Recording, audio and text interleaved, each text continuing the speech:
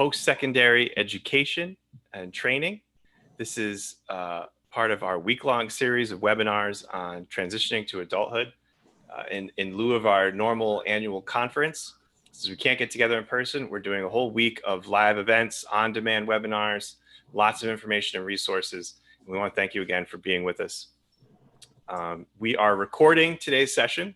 Just so you know, we're also streaming it live on RIPIN's YouTube channel, RIPIN's Facebook page. If you're watching on YouTube or on Facebook and you have questions for our panelists, please send them in. Type them right into the comments on Facebook. There's a chat function on YouTube you can use. Type in those questions and I will relay them to our panelists who will do their very best to answer them for you. I am joined today again by two of my RIPIN colleagues, Sue Donovan and Sharon Koshin, both from our PTIC, our Parent Training Information Center team, and they work a lot on transitioning to adulthood. And we are super excited to welcome our guest today. We are joined by Kerri Collins, Regional Transition Coordinator for the Southern Region of Rhode Island. If you want to say hello, Kerri. Hi, everyone. And we are also joined today by Kerri Rossi-D'entremont, the Assistant Dean of Students, Accessibility and Inclusion, and the Director of Disability Services at Rhode Island College. Hello, Kerri. Hello. So those are our guests today. And with that, I think I can turn it over to you, Kerri, or Kerri. I don't know which Kerri wants to start, and let you kick us off today. Sure, I'll begin just by introducing myself. So as Mark had mentioned, I'm the Regional Transition Coordinator for the southern part of Rhode Island, but I also work collaboratively with the other regional transition coordinators in the state.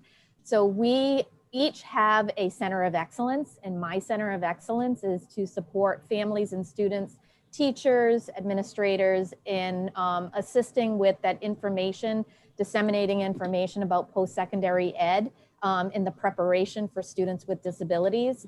So I, as part of my work, I work with a group of young adults that are called the College Panel. If you had the opportunity, we had it posted on this day's session under RIPIN's calendar. And so please, if you didn't have the opportunity to watch that, we did that session. It was a community information session back in May, and it's a recorded webinar. So take some time and watch that as a family with your son or daughter that are interested in looking into colleges. And if you do have a son or daughter that's in college or going into college that would be interested in being part of our panel, I'm always looking for youngsters to join our panel. Another thing, I have many resources. I'm going to put them in the chat as Kerri's talking for families, and I'm constantly gathering more resources to assist families in that transition and gathering more information as they're transitioning into college from high school. So I'll turn it over to Kerri Rossi, and her and I will kind of bounce back and forth. Thank you. It's always fun when you have two Kerris on the panel, with one with one R and one with two R's, and that's been the joke. I'm Kerri with one R and that's Kerri with two R's, but we actually work very closely together over the years on a lot of transition related activities about going on to college or post-secondary training after high school. So I've worked at Rhode Island College in the Disability Services Office since 2012. And prior to that, I worked at the Sherlock Center on Disabilities, which is also at RIC, but does more statewide work, birth through adulthood. And I work with the Governor's Commission on Disabilities as a commissioner and with the Employment Committee. And I'm a mom of an 8th grader that has an IEP. So this is near and dear to me too, as my son is starting to reach transition age. And one of the things I think is really important is knowing what to expect with the transition from high school to college, whether a student has an IEP or a 504 plan or has a presenting need at the time of college.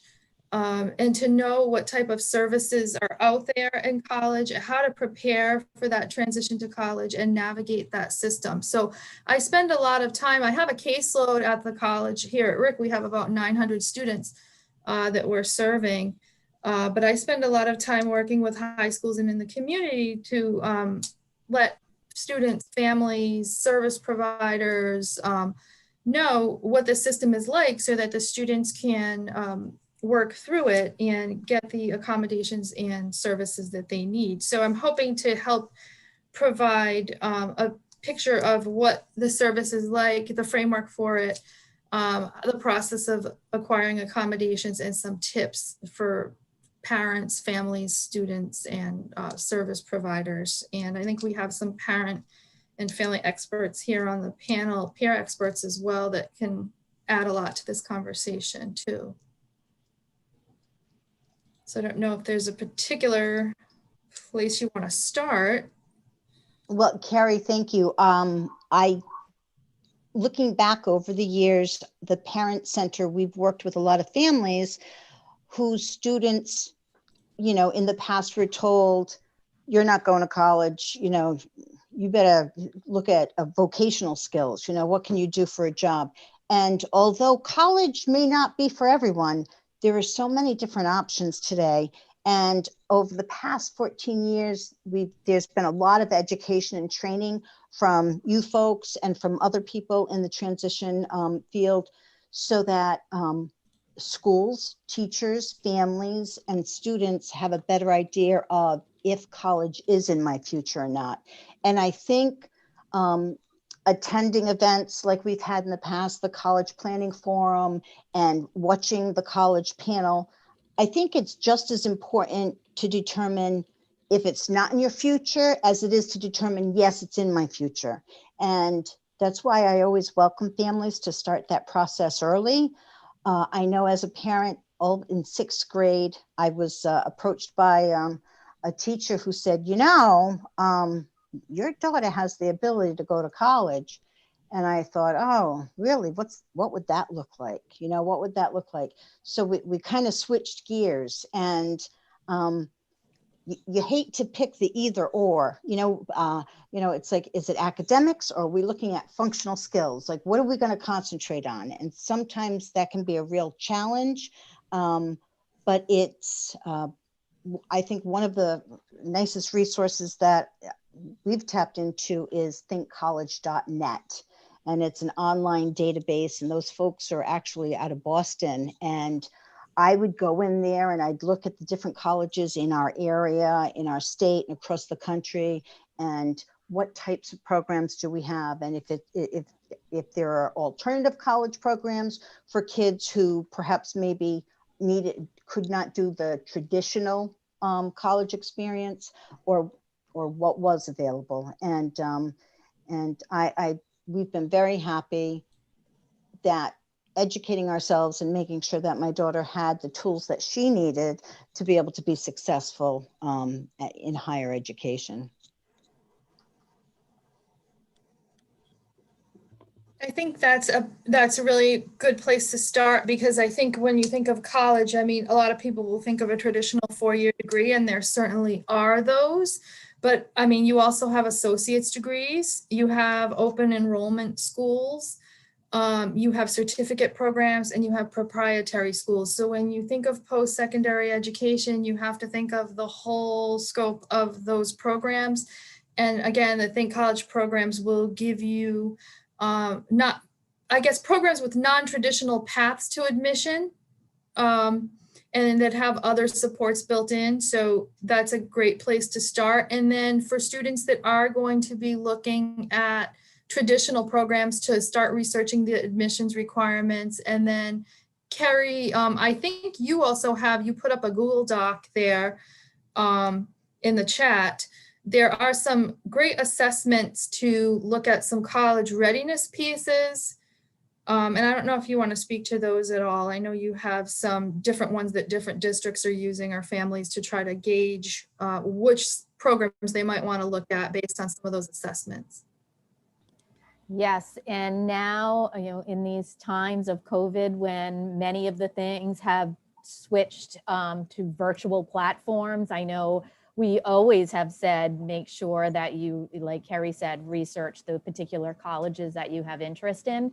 In the Google Doc that I just shared, there's actually like a one-stop link that you can click, and you can see all of the colleges and all of the programs, and you can see all of the virtual tours. It's almost like when you go on Zillow and you can see the virtual tours of homes. Now all of the colleges are posting the virtual tours of their schools, which is very neat. Most schools right now are doing virtual open houses. They're doing their nights, their open house nights, and you just have to register and you do this live Zoom. CCRI actually had theirs last night that I attended to gather some more information. So there really, many of the colleges are pivoting to make sure that they're reaching families even if they can't attend in person their open houses. Oh, Kerri, you did mention, I'm sorry, you did mention, to answer your question about some transition assessments. I think that the one that most of the districts actually I offer to them to use is the one through Landmark College.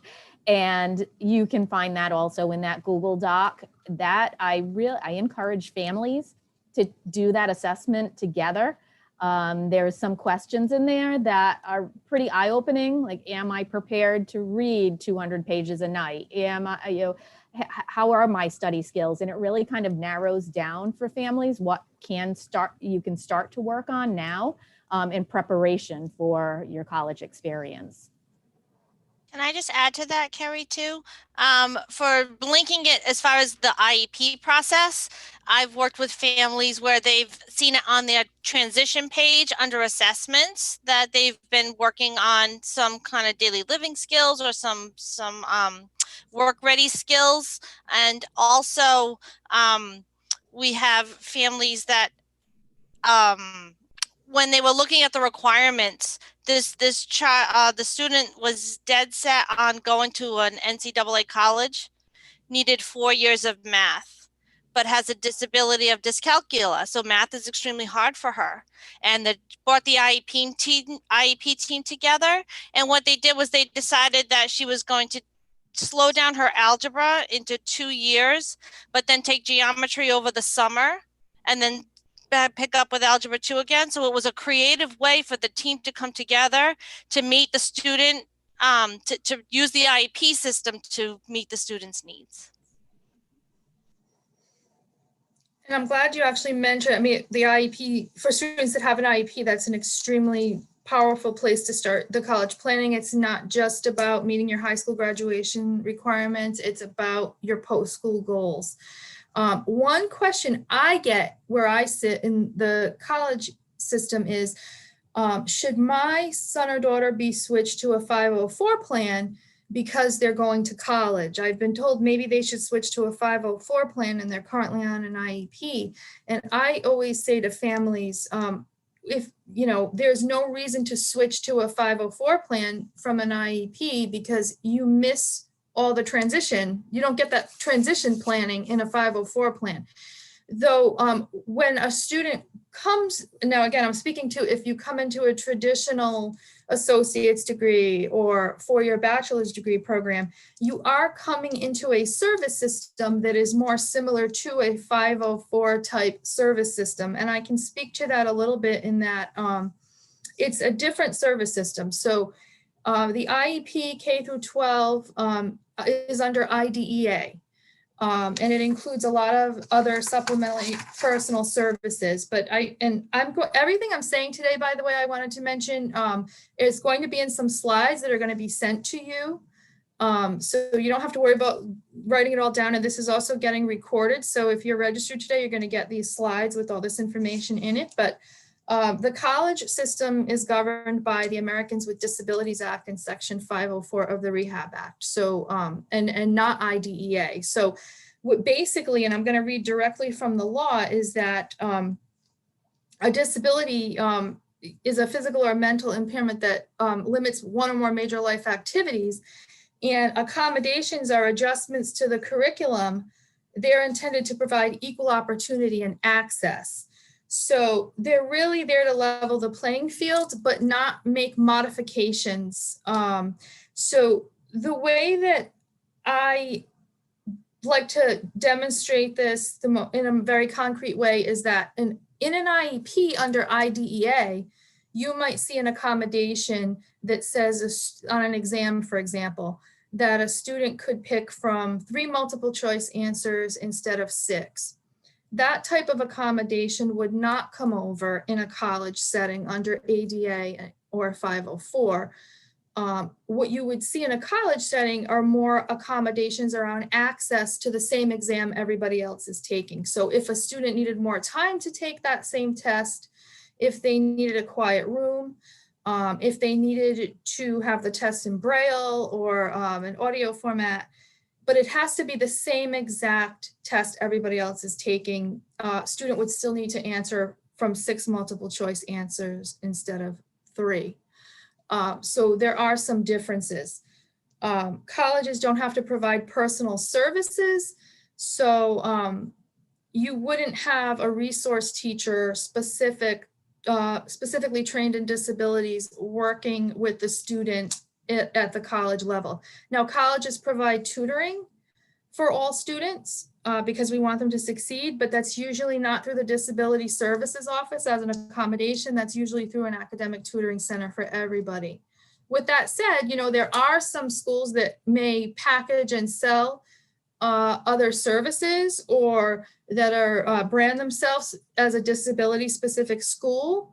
But under ADA 504 as an accommodation, those services are not required to be specific disability or specialized like resource services.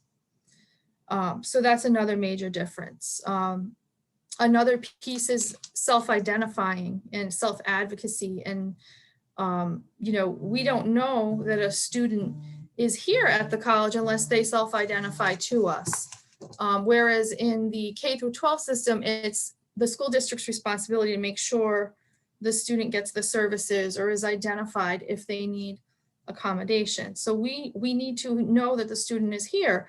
And even if they may have disclosed something in their admissions essay, let's say, that's not the same as self-identifying to the College Disability Services Office. They need to contact our office, let us know they're coming to the school, and they need to provide us documentation of their disability.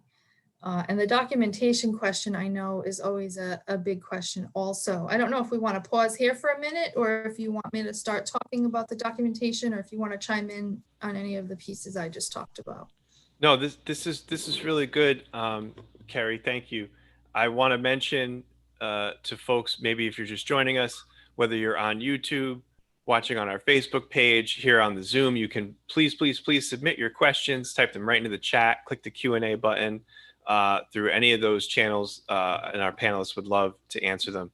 I will say, too, that there's been some references to different resources that we're posting here in the chat on Zoom. And if you're watching us on YouTube or on Facebook, or whether it's live or on demand later, you can find those resources on our conference webpage. They're going to be put up right as soon as we're done with this today.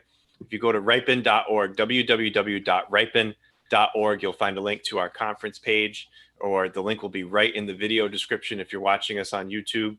And that'll get you to some of the resources our guests are talking about and sharing today. So talking about documentation, actually, this is a question that I actually just got from somebody in the audience here about documentation they might need to share with the college. And also what questions that my child who has an IEP, what questions should my child and I ask when exploring colleges? Sure.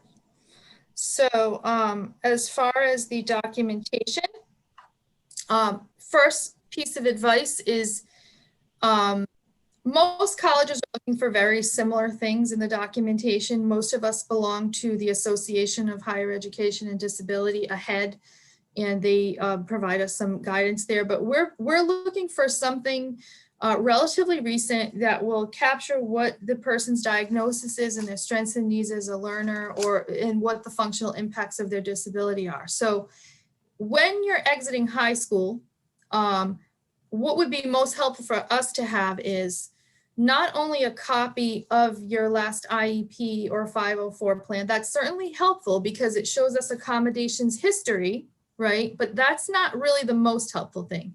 The most helpful thing to us is the copy of the last full evaluation that led to your eligibility for that IEP or 504 plan. So I would say when exiting high school, make sure you have a copy of your last evaluation. And yes, the copy of the IEP or 504 plan is helpful, but what most colleges are going to be more interested in receiving is the full evaluation that you had, because that's going to show us, especially for learning disabilities or ADHD, that will show us the scores on the standardized tests, where the areas of need are on different memory or academic measures, and how that impacts in each course. It allows us to take a deeper dive in how the disability impacts the person. And then if a person doesn't have an IEP or 504 plan already, and they're starting to get the documentation from scratch, let's say, then we'd be looking for original documentation from a treatment provider. In the case of, let's say, ADHD, it's much more helpful to have a full neuropsychological evaluation than it is just, let's say, a letter from a pediatrician. So I would say if you have any questions about a school your young person is looking at, usually their disability services office will post right on their website exactly what they're looking for, or documentation guidelines. I know at Rhode Island College, we post it right on our website. If you want to take a peek at ours, we list it even by, like, if you have documentation for autism spectrum or a learning disability or ADHD or a medical diagnosis or temporary, we post guidelines to help families know what they need to bring. I know when we were looking at colleges, and of course we did a lot of it in person, but it was kind of like buying a new car. You know, you had to see if it was the right fit. And so, and that's what my daughter did. She had to feel the culture on the campus. Of course, the donuts and juice was helpful at the orientation at RIC. But she had to feel comfortable, you know, and connect with disability support services, and just talking to some of the other students that were on the campus. And I know Rick has a nice mentor program, a mentorship program for all students. And I was very impressed by that, you know, to see all of the resources that were available for all students. I know my daughter started off at a 2-year college and then transitioned to Rhode Island College. And when she started that process, she did not want any extra help. She did not want to apply for disability support services. She didn't want to disclose that she had an IEP in high school. You know, it was, and no matter what I did, I just couldn't seem to convince her to register with disability support services. And the thing about the accommodations, they're not retroactive. So, you know, if that first semester, that first, you know, you start off and all of a sudden, you know, by, I don't know, Columbus Day, Thanksgiving, you know, you're starting to feel a little overwhelmed, you know, you can still go to the disability support services and apply, you know, and submit your paperwork and advocate for yourself. But it's not going to change those, you know, those grades from September, October.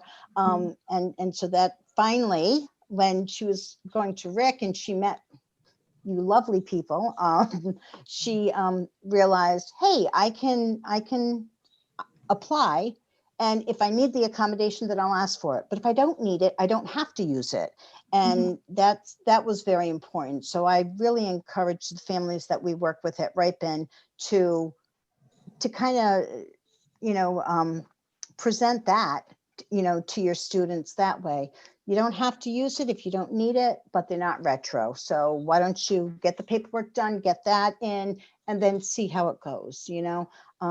But tell us a little bit about the different types of accommodations that you do see that are very useful, Kerri.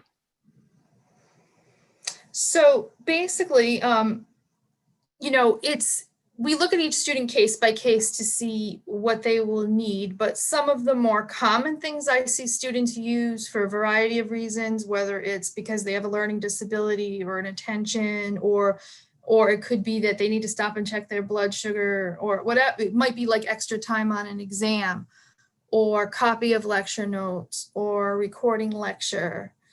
It might be that, you know, some students, and this is for when things are in person, but like we can work around and get creative with things. Some students might have a medical condition and they need to step out of the classroom. So even just having that context in an accommodation letter that goes to the professor, doesn't share their diagnosis or anything like that, but would say this student may need to take extra breaks during class. And then if they're recording their lecture, now they don't have to worry about what they missed when they stepped out of the room or wheeled out of the room. And then they come back and they have the recording, and the professor already had the accommodation letter privately. So the student doesn't have to worry that the professor thinks they're being rude for leaving in the class. So it all depends on what it is they need. We'll work around. Again, it's all based on access to the curriculum. And then if they're living in campus housing, access to housing also. I saw another question about student not wanting to know that, people to know that they had an IEP or that they have accommodations. So at the college level, should speak to that. Only your professor would know that you have the accommodation letter, and each school is going to maybe do things a little differently. If it's in person, they might have you give it to the professor privately during their office hours, or email it to the professor. But it's a letter that goes to your professor that basically says what your accommodations are, but it doesn't list diagnosis. So it's very specific to accommodations in the class as it relates to if it has to do with exams or notes or classroom dynamics in any way. That's what it is. It's very about the logistics of making those things happen. With the Disability Services Office, if somebody has like a language-based learning disability or print disability, you can also work with the offices to get your course materials in an alternative format. So that's another service that a Disability Services Office would do. Another thing I should mention is that you may see these offices, disability services might call themselves Student Accessibility Service, Office of Inclusion. So the name might be different at different schools too. So keep that. And speaking of accommodations, Kerri, and I know you and I talk to families a lot about it while they're in high school and understanding your accommodations. So those students that are doing student-led IEPs, really bringing the student back to understanding what accommodations they have in high school, what's written into their IEP, and have those self-advocacy skills to talk to you about what accommodations they had in high school and what could transfer over, and why they had them is really important. And I know that you make sure that students have those skills to be able to speak to you or one of your offices. The other piece that we talked about a little, we touched on, is making sure in those IEP meetings and having that discussion about college transition, that the student should start to gather those documents that may be required for your office. So finding out what's required, and then going back to your IEP team to make sure that you've collected some of those documents prior to exiting high school. So I wanted to make sure that we're including that. Yeah. And I've seen, oh, sorry. No, I've seen that on some IEPs too, Kerri. It's usually a shared responsibility between the family, the student, and the school. So they're all working together as a unit to, if that's what the student's dream is, to go on to secondary education, making sure that that is part of the transition plan.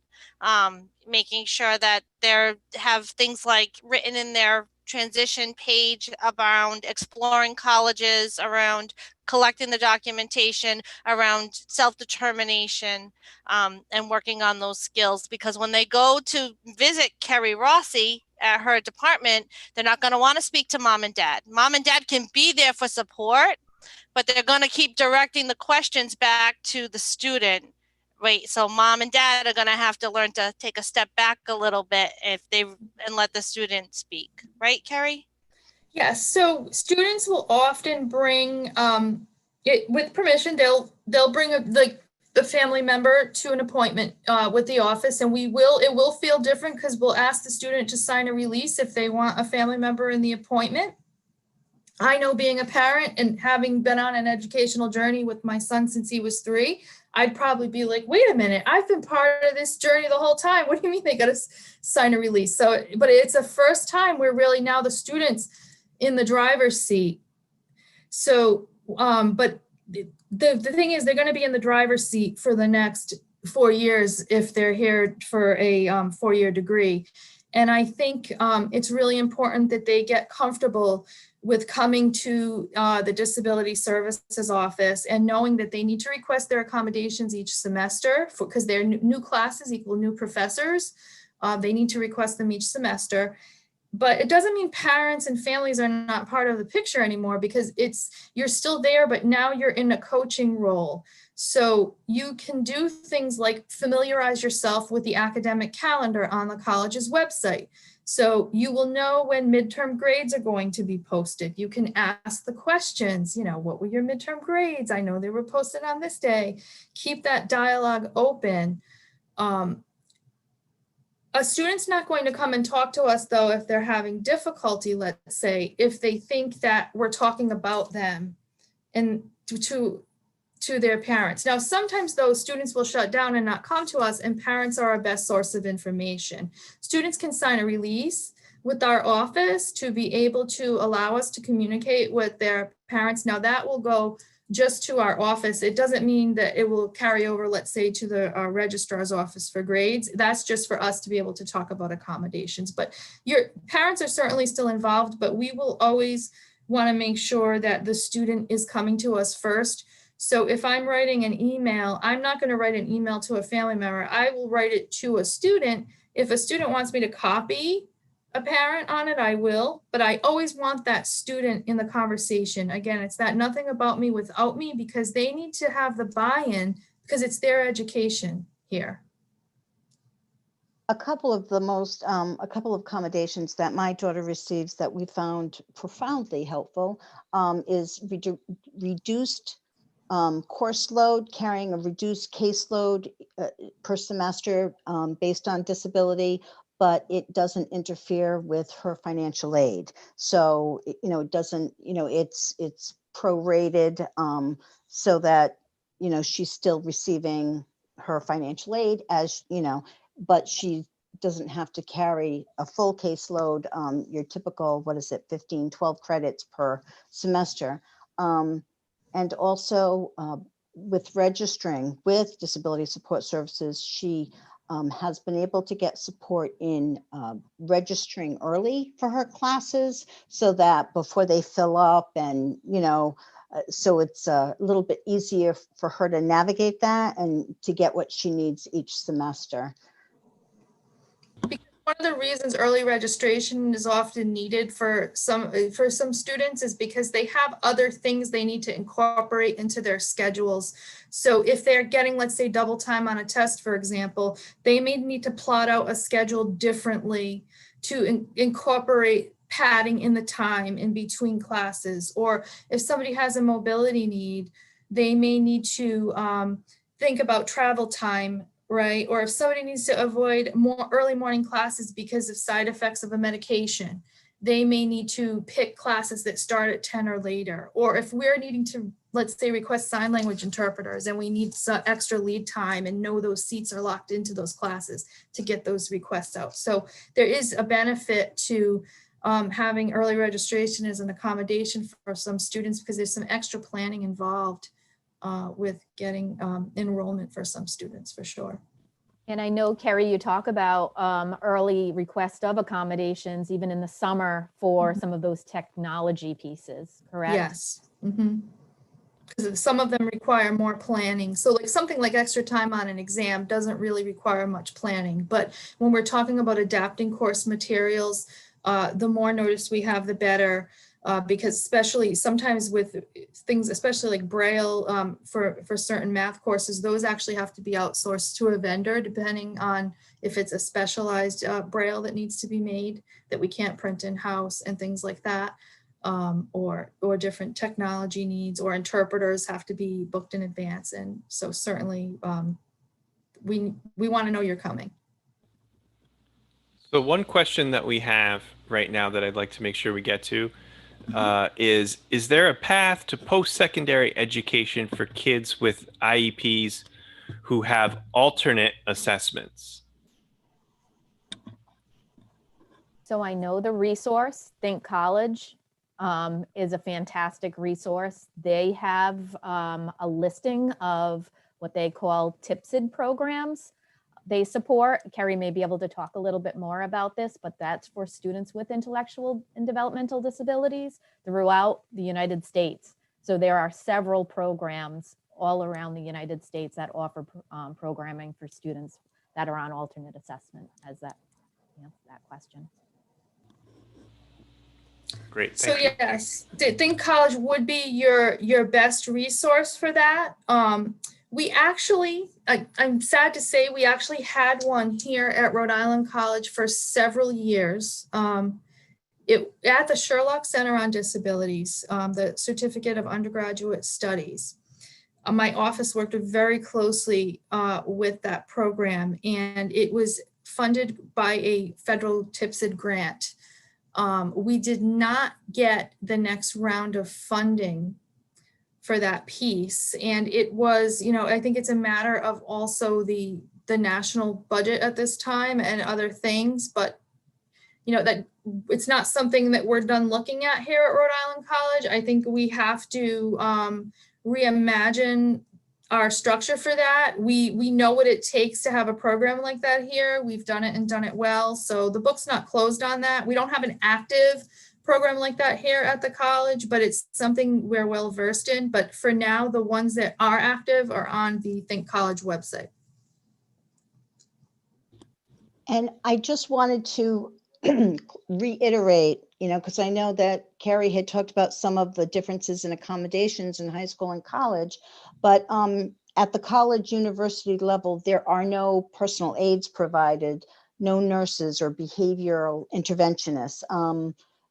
Those things are not something that would be provided by a college. So Sue, that's actually one of the questions we have too, was somebody asked, are there specific supports or services that a university or college is not required to provide? Other than the examples you just gave, can anyone else think of any other things that a college is just not at all required and won't provide? I can give you some. So I mentioned like modifications that change. So we're not required to change admission requirements for graduation. I mentioned the taking a different test than everybody else, like taking a test with less questions or selecting from a smaller pool of answers. We're not required to waive degree requirements. Another thing, and I think this goes back to what Sue was saying about, it's important not to do things retroactively. Big difference in college, there's no guaranteed extra credit assignments or retakes of exams, whereas that might be something you see in high school. We're not required to give alternate assessments, such as designing an entirely new test or course based on a student's preference or learning style, or guaranteed excused absences. I wanted to speak though to the waiver of the degree requirement piece, because one question I get a lot is for students with language-based learning disabilities that can't take a second language for, let's say you have a diagnosis of dyslexia, for instance. Here at Rhode Island College, as an example, and again, you would want to check with the college that you're looking at, but we have our students take 2 years of a second language. However, through the Disability Services Office, if you have a disability that precludes you from taking a second language, you would work with our department to take a course substitution. So you could take sign language, you could take 2 years of sign language, not 2 years, 2 semesters of sign language, or you could take a non-language course about linguistics. So students here will take Intro to Language or Anthropological Linguistics instead of taking, let's say, Spanish, Italian, or French. So we won't just waive the language requirement, but we'll substitute, and we've done that. All right, So- that's oh, sorry. And go we ahead. have, somebody's asking about Kurzweil. Like, we have Kurzweil 3000. If people don't know what Kurzweil is, it's a software. It's specific for, very helpful for individuals with a reading type disability like dyslexia, and it allows, we would get their textbooks in electronic format each semester from the publishers and install. We have a license for Kurzweil, and it allows the students to hear their books out loud, and also it has some other interactive tools where they can color code text and the cursor moves along. So we do have that specialized software here in our for the students, and we have it in our assistive technology lab. Could you answer for me if a student had was utilizing past services for their community-based supports, individual supports, are they able to bring a pass worker to college with them as long as it's not being provided by the college but their own personal attendant? So here at RIC, I've had students on my caseload that have attended class with a pass worker. In those situations, we would put in their accommodation letter that the student will be attending class with a personal aide or a pass worker. It's important that the worker and the student have an understanding of the classroom dynamics and the student code of conduct and what the pass worker's role is in that situation. In that the student is the one in the student role, and they're there to really aid the student's access and participation in the course. One thing I would like to point out is if the student needs to take an exam with accommodations like extra time in a separate room, we would not allow the pass worker to assist with completing the exam or something like that. So they're there to help the student access the social environment of the college, usually in most of the situations where I have students working with them. Very quickly, we had a follow-up question regarding the Kurzweil, asking, does the department get the books, or are the students, do they need to bring the books for, it sounded like you were saying that you have access to the electronic textbooks, the department would get the books? So the student has to purchase the textbook and show us proof of purchase. And then once they've purchased the book, we can request an alternative format from the publisher.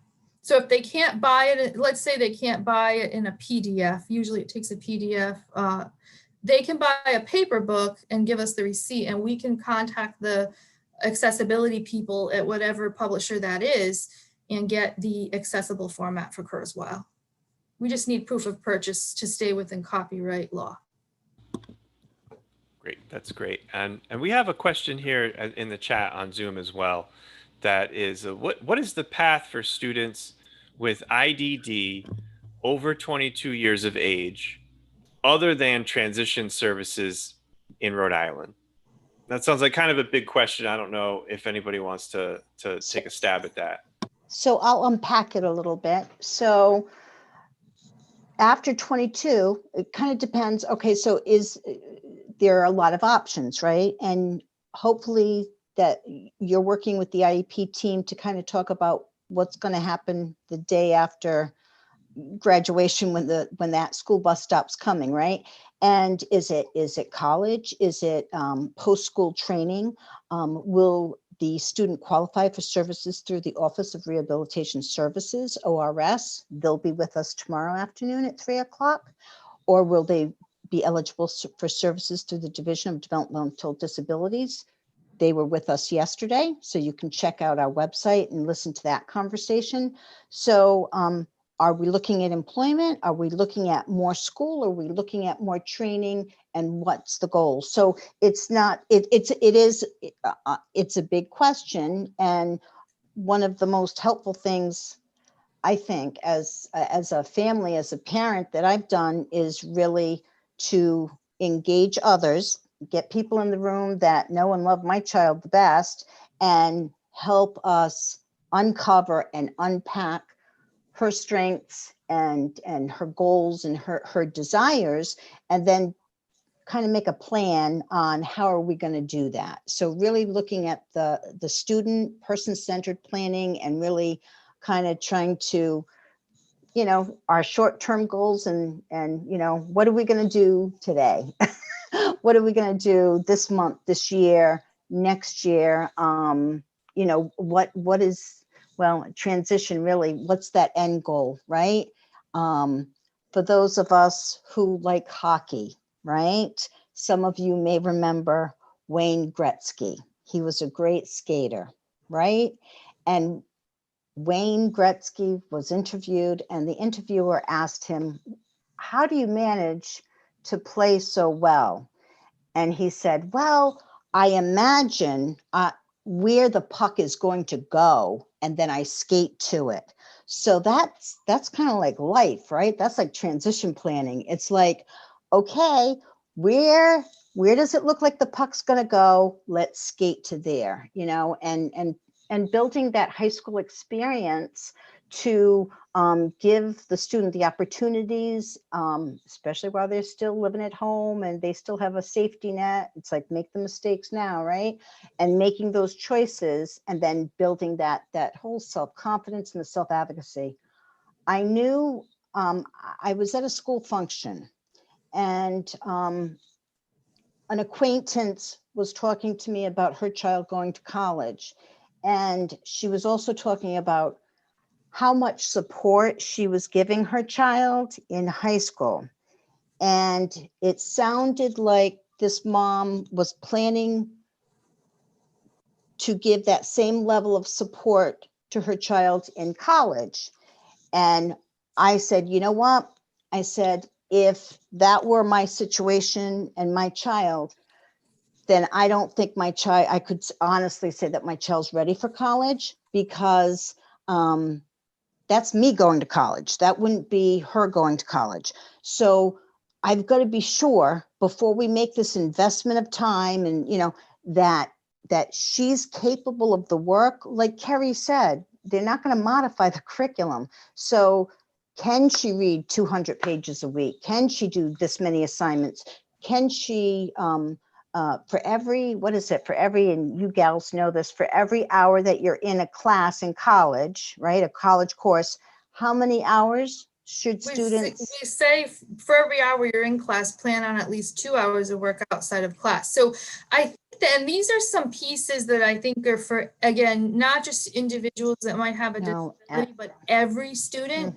Absolutely. And I think from where I sit, where I see people struggle and is, it's the unwritten rules of college, that unplanned time. So you might have, you know, so first of all, what's your plan going to be for organization? Are you going to carry an old-fashioned paper binder? Are you going to use your phone calendar? Okay, so you put your exam, you put that your paper's due on X date, and you put that you have an exam on this date. But did you actually schedule time in your calendar for when you're going to study? Or did you put little checkpoints in your calendar for when you're going to start working on your draft? Because I don't think that most high school students are doing that right now. They have their teachers and their parents and families and other people to prompt them, but that a lot of professors will still do that, but some won't. So what's the plan for overall organization and deadlines, and you know, when you have 4 different classes and you know your schedule suddenly at will, and it might not be a 7-hour-a-day schedule, that's when I think, you know, what is the plan for that? That to me is the biggest thing students need to work on. There's academic skills, but there's a lot of remediation and compensation and accommodations and things we can do to help students with reading and time on an exam. But if you didn't study for that exam, we can give you double time. But if you don't know the content, that accommodation is not going to help you. So what did you do to study before you got to your exam? And That I think is the piece that a lot of students need to work on before they get to college. And even things like our students right now in high school, keeping track of when their doctors and dentist appointments are. Some of those self-determination, being in the driver's seat of your self, kind of transfer over to college. So that's kind of a nice segue to another question that we have. The questioner writes, my daughter is a junior in high school and really wants to go to college like all her friends. She has an IEP and really struggles with school. So what specific things can I do as a parent to help her prepare for college?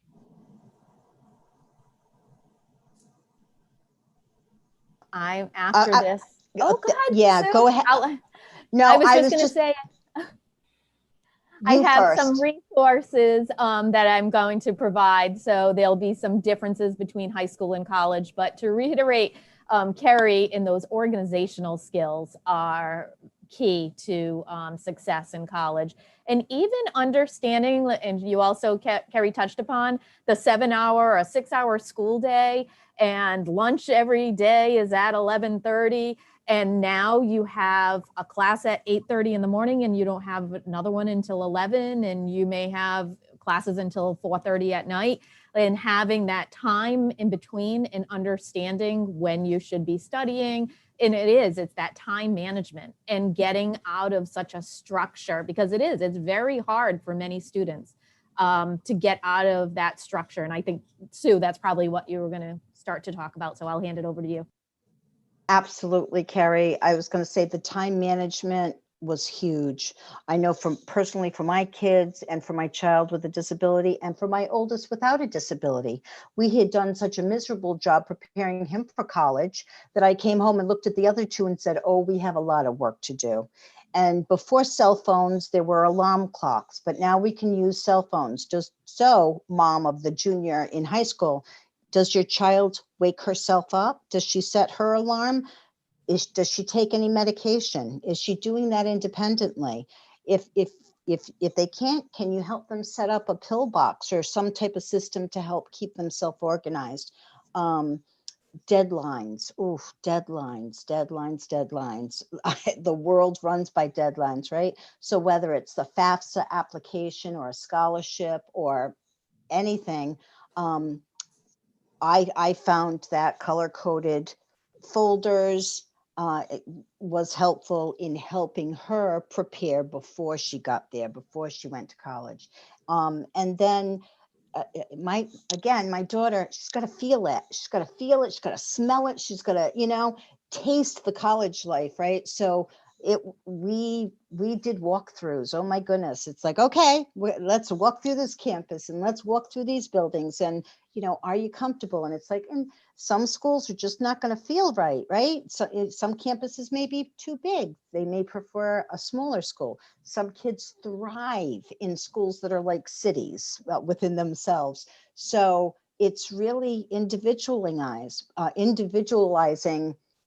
to meet the students' need.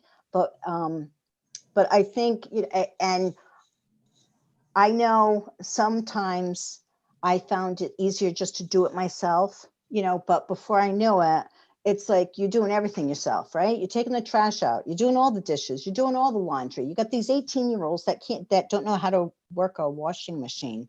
Okay, that's when it's like, you got to stop, and I look now and technology and the modern conveniences that we have, it's like they're such gifts because they can really help individuals with disabilities access so many things today. There's so many apps too that are meant to help with organization and time management. I think another piece too is to understand colleges are filled with services and supplemental social experiences. But the thing is, they'll do a lot of outreach and there'll be orientations I think the other skill is just to have the not be afraid to speak up if you need help. Again, we have tutoring services at colleges, but you have to go make the appointment, and you don't want to make the appointment the day before your papers due at the writing center. You want to plan and know, hey, I'm somebody that tends to need extra help in writing. So when I know I have papers due, I probably want to make an appointment with that writing center a couple of weeks leading up, because I know I want to bring them an outline and then another draft. Colleges have counseling centers, peer mentor programs, student clubs, but again, you have to go seek them out. You're not just in one little building anymore. And I think so the other pieces is getting used to speaking up and needing help. Now, the thing is, some disabilities impact somebody's ability to communicate. So what can you do? Well, maybe you can sit next to your young person and come up, like if a student needs to talk to their professors, they can talk to their professors during office hours too. But maybe you need to sit next to, as that coach, your son or daughter, and come up with an email template so that when they need help, maybe they just change a couple little details, paste it in, and send it. Like, that's a very concrete thing you can do. And a disability services office is always happy to help a student with some of those things as they're transitioning in also. But sometimes it's as easy as if it's a student that struggles with communication, helping them come up with some templates they can keep and draw upon if that communication doesn't come naturally also. Yep. And just to link that back again to the IEP process, Kerri, that there's organizational skills that can be worked on as a goal or as an accommodation or as a transition service. So there's lots of opportunities within the IEP process to work on skills like that. And we don't want to forget about transportation. And how would the student get to college, and even just being able to navigate around your own community. So many colleges, if you're going to a 4-year, may not allow, even if your son or daughter has their license, most students don't have their car on campus anyway. So understanding where the bus stops may be, going and listening and paying attention during that orientation, can I navigate around this community on my own safely? So that's something else that, like Sharon had just mentioned, getting involved now while you have an IEP team to support you to incorporate that into your IEP may be something else. Those, and then I think, Sue, you touched upon some of those functional skills of cooking, cleaning, doing your own laundry. Oh my gosh, I've heard of parents that say that their sons show up a month later and had not washed their clothes for a whole month. Was it your son? See, I've heard people talk about that. And I have a daughter in college, and she will say that so many of her friends have no idea even how to cook, how to make a cup of coffee. And she's like, Mom, I had to show so-and-so how to turn on her Keurig. She's never used one before. You know, those simple things that we're doing at home naturally for our kids, that you really, have them start to take ownership and independence in those skills. Another thing too is keep in mind there's going to be some class discussions and maybe some small group work in class. And can you talk with somebody that you don't share the same views with? These are all skills, critical thinking skills, and learning and discovering who you are in college, and navigating through some of those discussions too. But that's part of coming into your own at college, but interacting with peers and having differing views and critical thinking in class. And can you do those things? And that's a learning curve for some students too. And I know my college panel will tell you, when they're asked about their college experience, they say to make sure you get involved. They'll say that the academics can't be everything to your experience, that you have to really get involved. That will fulfill you, because it can be very lonely if you're living in a dorm and you're only taking classes and you're going right back to your dorm and you're sitting there on your Xbox or whatever. So making sure that you really reach out and get involved in those clubs or those opportunities that are on campus. And that's something else that, may need a little push with the parents, but it's really getting on and seeing what sports may be available and clubs. So that, I would say that my college panel would tell you that definitely gave them the whole world of experiences. We are just about out of time. We have one final question I want to get to.